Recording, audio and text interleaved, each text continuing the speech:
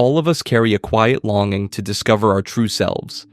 At times, in the rush of everyday life, a subtle inner voice arises. Is this really your life? Is this really you? That voice, whether we call it conscience or soul, beckons us on a journey toward our essence. Yet the path to oneself is never simple. It demands the courage to look in the mirror without embellishment, to remove the masks we've worn to protect ourselves from the world, and to face what lies beneath. Standing at the threshold of this journey, we feel both fear and awe. Fear because we don't know what will remain when all pretense is stripped away. Awe because we sense that what emerges will be something profoundly valuable. Our authentic self. How then do we become who we truly are? I invite you to walk this path together. Through philosophical reflection and psychological insight, through poetic metaphors and real-life stories. It is the path once walked by great minds. Nietzsche, Jung, Camus, Fromm, Frankl, and others. And it is the path of every person who has ever paused to ask, who am I? This is the channel Procrustean Bed. My name is Roman, and I want to begin with a small apology. To soften my strong accent, I use AI narration. I hope this doesn't diminish your experience of the video.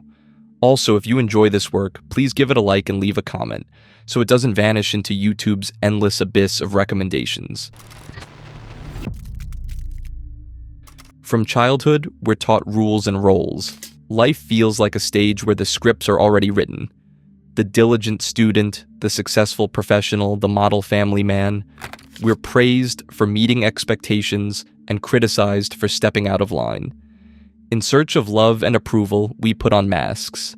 Each mask is a role we play, an adaptation, a performance for others. Over time, we grow so accustomed to them that we forget the face hidden beneath the layers of makeup. On social media, we polish another version of ourselves. Carefully curated photos, witty captions, the performance of happiness and success. That too is a mask. Airbrushed, filtered, perfected. With friends or colleagues, it's another one. Nodding along to the group, laughing at jokes that don't amuse us, hiding sadness behind a polite smile. We become masters of disguise, caught in what Nietzsche once called the great comedy, where everyone plays a part and no one is truly themselves. But behind this collective comedy often lies the tragedy of an individual soul. Outwardly, there may be success and stability. Inwardly, an aching emptiness and loneliness. We can accumulate every external marker of happiness, yet if they don't resonate with our inner self, the joy they bring feels hollow. Albert Camus once observed with a touch of irony, imagine someone so lacking in freedom that they need instructions even on how to be free. And that is the paradox. In the search for ourselves, we often look to others, how to be successful, how to be happy, as if someone else already knows the answer for us. Yet deep inside, there is always the quiet urge to take off the masks. In moments of solitude, when we finally stop performing, the question rises, who am I really? It cannot be silenced forever. Nietzsche called it the voice of conscience, whispering, you must become who you truly are. Society may hand us endless templates to follow, but eventually the inner voice unsettles them all. And where are you in all this? That moment of honesty can feel both frightening and liberating. It's like standing before a mirror with the makeup washed away, suddenly recognizing someone you had forgotten. And with that recognition begins the journey, from masks back to your own face, confronting the truth that our current life may not be authentic means stepping into the unknown. And this step into ourselves often feels more terrifying than any journey through the outer world. Nietzsche once remarked that nearly all psychology before him had shied away from delving into the soul, held back by moral prejudices and fear, too timid to descend into its depths. To look within is like entering a labyrinth. In the Greek myth, the hero Theseus had to enter the winding maze and wander blindly through its dark passages before he could face the Minotaur. Likewise, The seeker of the true self must venture into the labyrinth of their own psyche. Nietzsche wrote, "He enters the labyrinth and multiplies 1,000-fold the dangers of life. He becomes lonely and is torn apart by the cavernous minotaur of conscience." The image captures our dread perfectly. What if monsters lurk within? Guilt, shame, buried pain, memories we cast aside. Not everyone dares to face them. The fear is natural. Inside us, there is not only light but also darkness. Man is something dark and veiled, Nietzsche said, pointing to the mystery we are even to ourselves. Looking inward may reveal what we'd rather not see. Our aggression, envy, weakness, unwept tears, unrealized dreams. From childhood, we were told to be good, polite, positive, so we buried all that was bad deep down, out of sight. Now we fear unlocking this Pandora's box. Carl Gustav Jung warned that what we refuse to recognize in ourselves does not vanish. On the contrary, what is repressed accumulates in the unconscious and quietly shapes our lives. Everyone carries a shadow, Jung wrote, and the less it is embodied in conscious life, the blacker and denser it becomes. In other words, when we ignore our hidden aspects, they only grow stronger in the dark, until they take the form of inner demons. It's no wonder so many prefer to stay on the surface, on the shallow layer of their psyche, where it feels safer. We busy ourselves with daily routines and convince ourselves we don't have time for soul-searching. But often that's just self-deception. What we're really avoiding is the fear of drowning if we go too deep. The fear of exploring our own depths is like the fear of dark waters. What if something terrifying rises up? Yet if we never leave the shore, we'll never discover the treasures hidden at the bottom. Jung expressed this with a striking metaphor. No tree can grow to heaven unless its roots reach down to hell. For our personality to reach its full height, growth, wisdom, self-realization, its roots must also sink into the dark layers of the unconscious. In other words, wholeness is impossible without facing our shadow and enduring the dark nights of the soul. When we dare to descend into our inner hell, it is not out of love for suffering, but in search of the hidden truth about ourselves and the chance to rise above who we once were. It is risky. Nietzsche, who desperately explored the depths of his own soul, warned that for the weak or faint-hearted, this journey could end in madness. And he knew what he was talking about. By the end of his life, his own mind gave way under the strain. Yet he never abandoned the conviction that self-knowledge is essential. "I have done something no one else dared," he wrote. "I have descended into the depths. I have drilled down to the very foundations." This bold descent into the labyrinth of the soul may be the privilege of a few, but for Nietzsche, it was precisely they who could uncover the true treasures of self-understanding. Yes, the fear of the depths is real and justified, but isn't it far more frightening to spend a lifetime wading in the shallows, never discovering who you really are? One can follow the well-trodden paths, avoiding the dark forest of the soul, but at the end of life, the haunting question may still come: whose life did I actually live? By stepping into the inner darkness, we inevitably come face to face with our shadow, the parts of ourselves we've spent years avoiding. The shadow is everything we've denied, the traits we don't accept, the suppressed desires, the anger and pain we've buried. Seeing it is never easy. It can feel shameful, frightening, even overwhelming. Yet this is where true freedom begins. You cannot become whole while rejecting half of who you are. Carl Jung introduced the idea of shadow integration. Rather than pretending we have no darker side, he urged us to acknowledge it. In his Red Book, he wrote, "Have you noticed that all your foundations are mired in madness? You wanted to accept everything, so accept madness too." At first glance, this is unsettling. How can one possibly accept madness? But behind the provocation lies a deep wisdom. Jung wasn't suggesting we give free rein to chaos. He meant that denying our irrational, chaotic aspects only makes them stronger. To integrate them is not to unleash destruction, but to stop living in denial. Consider someone who has suppressed anger all their life, taught that showing anger is bad or unacceptable, that anger doesn't disappear.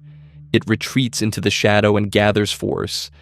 Eventually, it erupts in outbursts of rage, or more insidiously, in depression.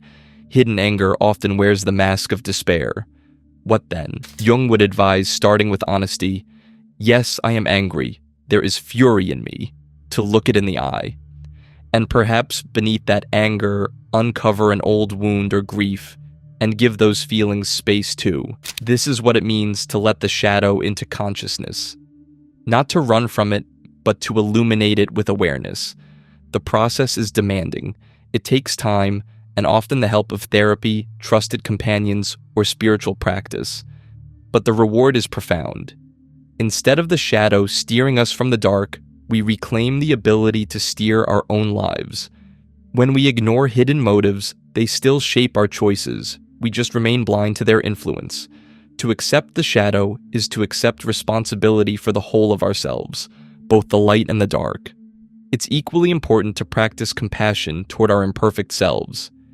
Too often, we become our own harshest judges. When we notice anger, envy, or fear within, we collapse into despair. I must be a terrible person. I should be different. But the path to wholeness doesn't run through self-condemnation. It requires compassion.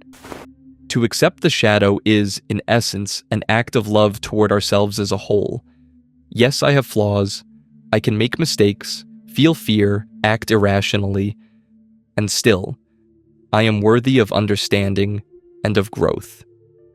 A touch of gentle self-irony helps as well. To smile at our quirks without contempt. Yes, I've got my share of cockroaches in my head. Who doesn't? Everyone has their own, and that's what makes us human. A bit of existential humor goes a long way. Life itself is irrational and, at its depths, a little mad, as Jung observed. So why demand perfect logic and flawless order from ourselves? By embracing our chaos, we stop fearing it will destroy us. Jung once wrote, "Do not despise your madness. If you want to find new paths, accept it as part of yourself. Rejoice that you can acknowledge it, for that way you avoid becoming its victim." This isn't an invitation to drown in chaos without boundaries, but a call to tame it and turn it into a source of strength. And here's the paradox. Once we embrace the shadow, the darkness loses its terror. Our inner demons transform into guardians of the threshold, not enemies but protectors of our wholeness. We feel a profound relief. There is no longer any need to run from ourselves. This is where true integrity begins. The moment we can say, yes, I hold both light and dark, and it's all me. I accept myself completely. Out of that acceptance comes a quietness, a grounding. From that place, the work of becoming new can finally begin. Self-acceptance is only one side of the coin. The other side is active self-creation.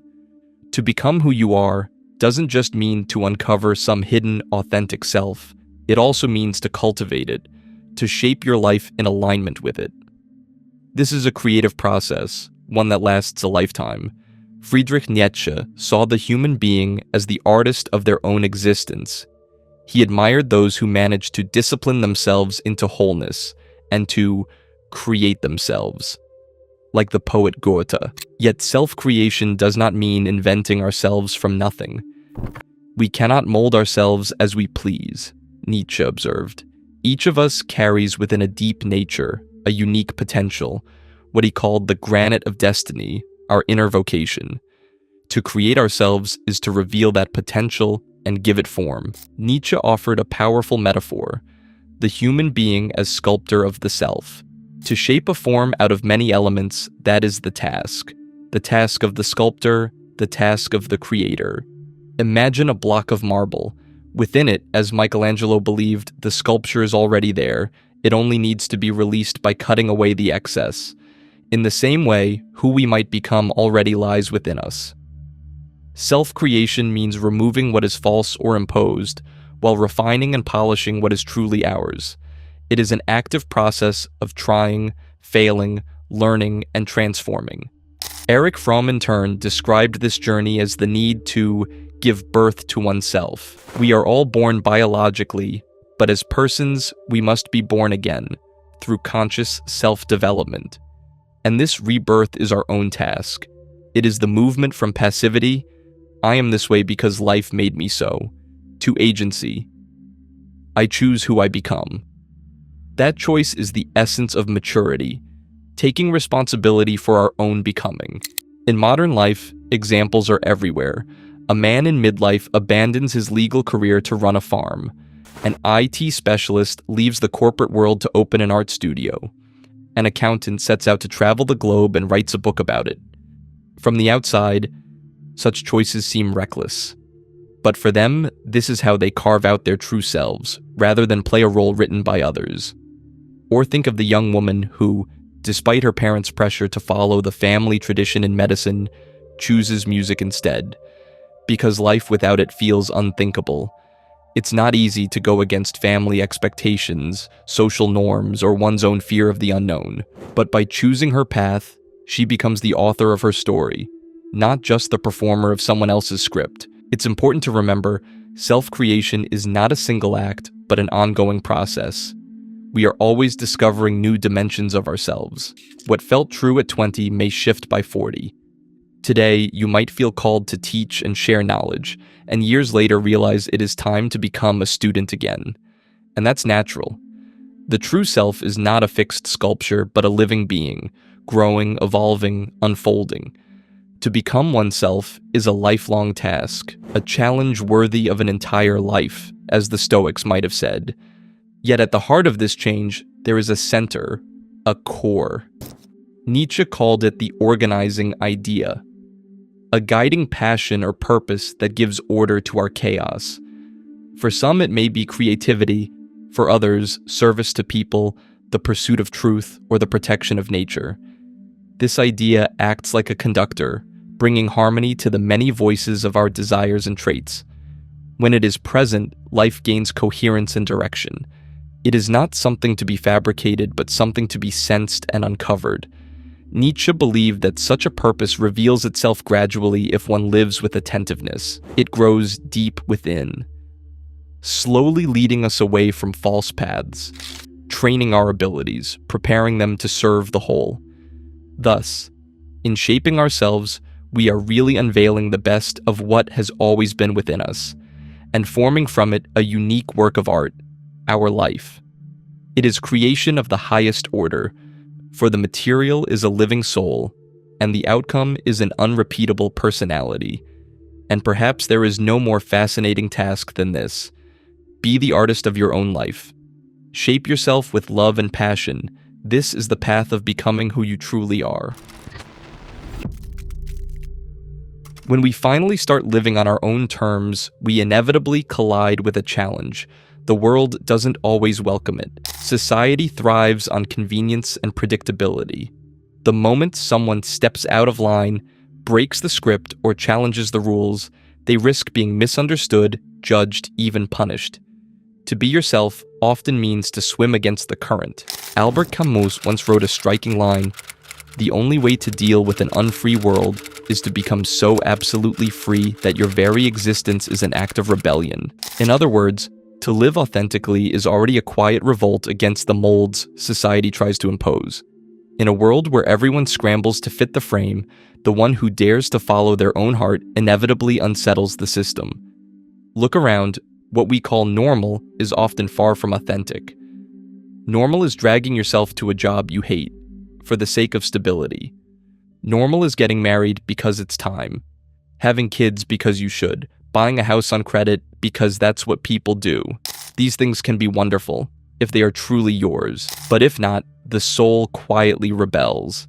And yet society whispers, "Don't make a fuss, just live like everyone else." And so a person betrays their dream for the comfort of others. Outwardly, everything looks fine.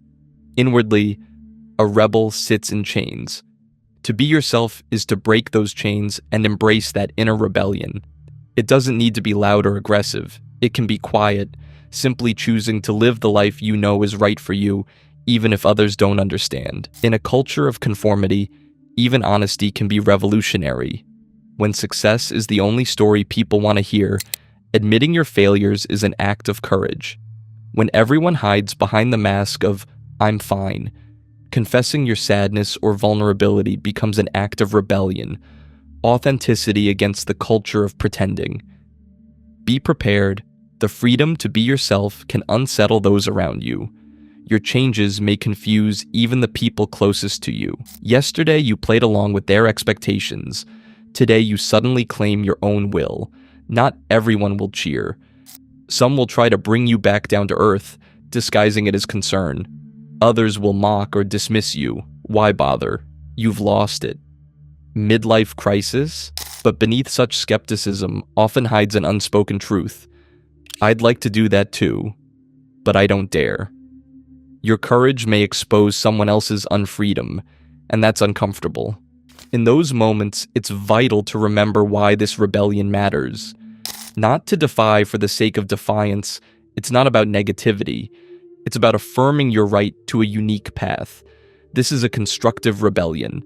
One of creation, not destruction. You are not at war with society, you are simply building your life according to your own design. And the best outcome? Your example might inspire others. Seeing a bold, alive person walking their own path, others receive a signal. This is possible. Authenticity, in this sense, is contagious. One friend changes, and another begins to wonder, am I living my truth? Family may resist at first, but eventually, seeing your happiness, they might even take pride. Ours turned out different, with a mind of his own. Some may never understand, and that's okay. After all, we are not here to fulfill other people's expectations. Freedom, however, comes with weight. No one hands you a ready-made map. No one tells you what's right. Freedom is frightening, but only freedom gives us space for authentic life. Erich Fromm, in Escape from Freedom, described how people often run from freedom because it is heavy.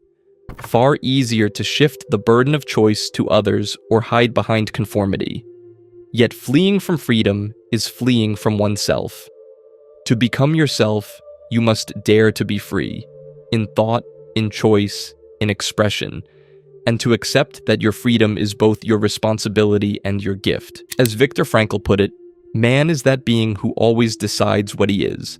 In every moment we choose, follow the crowd or follow the heart. That choice defines whether we live someone else's life or our own.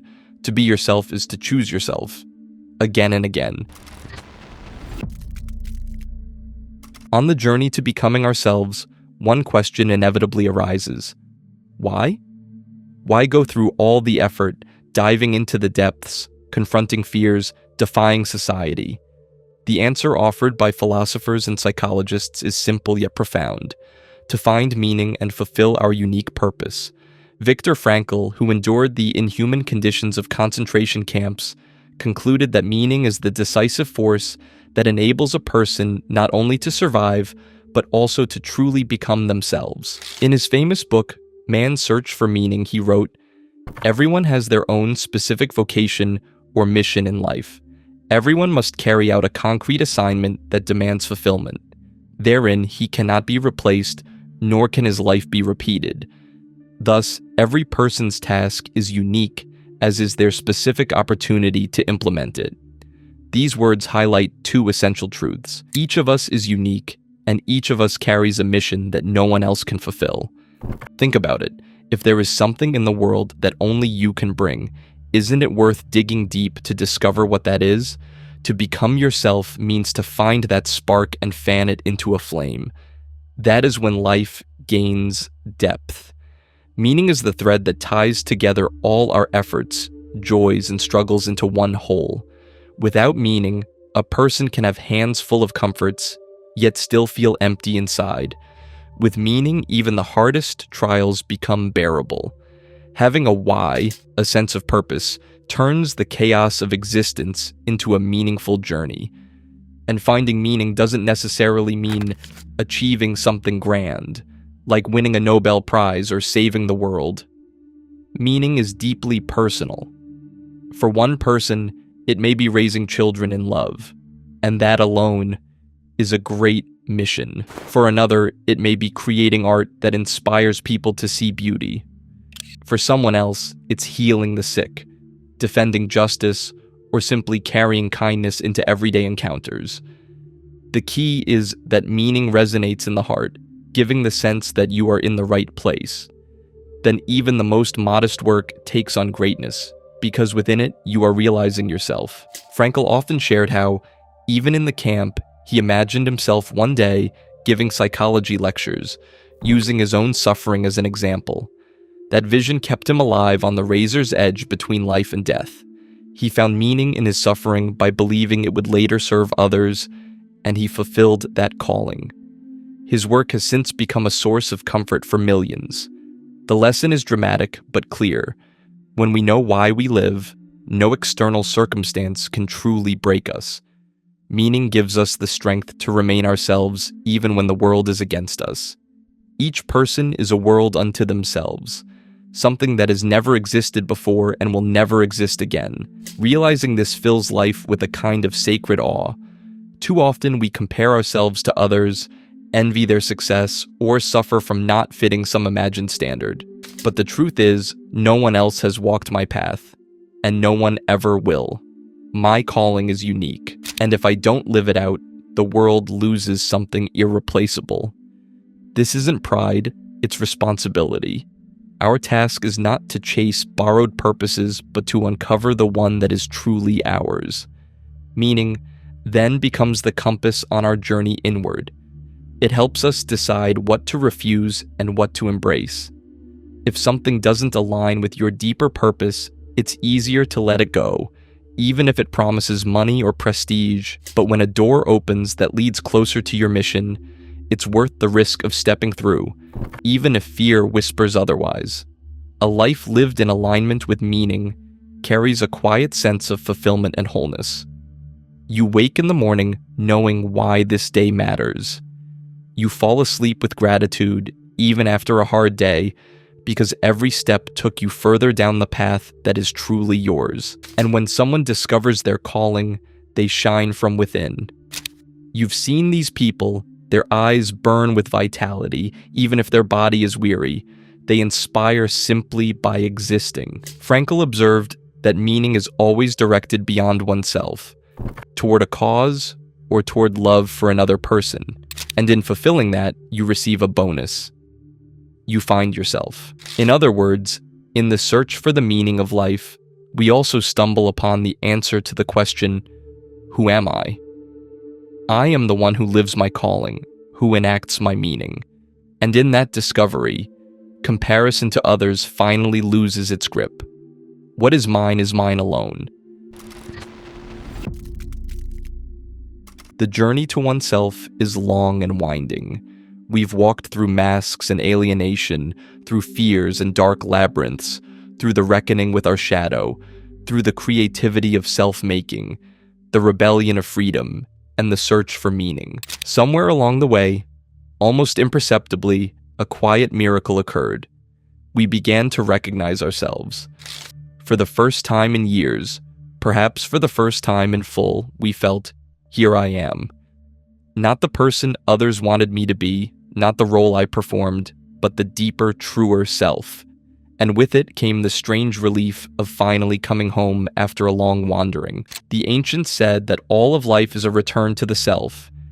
Shedding layer after layer of what is false, we draw closer to the core. Perhaps we never reach that core completely.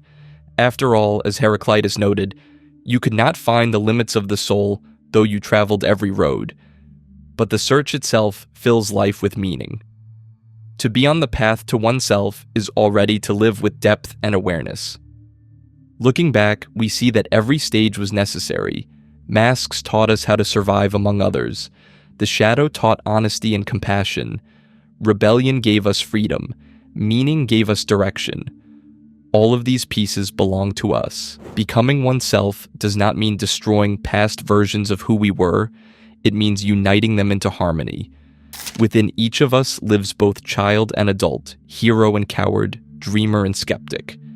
To become whole is to invite them all to sit around the same table of inner dialogue, to coexist, to balance, to complete one another. That is integrity. And at the end of this long journey, there are no trumpets or fireworks. Instead, there is a quiet harbor. Philosophers often described self-knowledge or enlightenment through the metaphor of silence. When the noise of external voices and inner conflicts finally subsides, what remains is silence, but not an empty one, a silence full of presence. It is the silence of the true self. In it, solitude is no longer a torment but a companion. Many run from silence, filling it with television or endless errands, afraid to be left alone with themselves. But if you have walked the path toward yourself, silence becomes a friend. Loneliness turns into self-sufficiency. As Simone de Beauvoir wrote, "Solitude ceases to be frightening once you are at peace with yourself." At the end, I want to leave you with an image. In his beautiful essay, Return to Tipasa, Albert Camus wrote, "In the midst of winter, I finally learned that within me there lay an invincible summer. Each of us passes through winters in life, seasons of cold, of darkness, of confusion. Yet when we rediscover ourselves, we uncover a source of warmth and light within that no storm can extinguish." This inner summer is the metaphor of wholeness and resilience born of self-knowledge. When you know who you are, when you live in harmony with your soul, no blizzard of circumstance can put out your inner fire. And then comes the moment when all words fall silent. You may be sitting before a screen, but I hope in truth you are sitting before yourself. Ahead lies an entire life, in which you are both the creator and the traveler, the hero of your own story. Listen closely to the silence within. In that living silence, you may hear the echo of every truth we have spoken here. Feel its depth. It is the fertile pause in which understanding takes root. Perhaps the answer is both simple and demanding: to listen inward and to have the courage to follow what is heard, to be honest with yourself, to accept yourself and surpass yourself, to love yourself and give yourself to the world through your calling. Step by step, this is how you become yourself, the one and only person you were destined to be. Let the final words belong not to me, but to your own conscience, that quiet voice within. Let it show you the direction. Trust it. You have always known the way, only needed to remember. And perhaps now, this is the moment. Take the step toward yourself. The world holds its breath, awaiting the true you,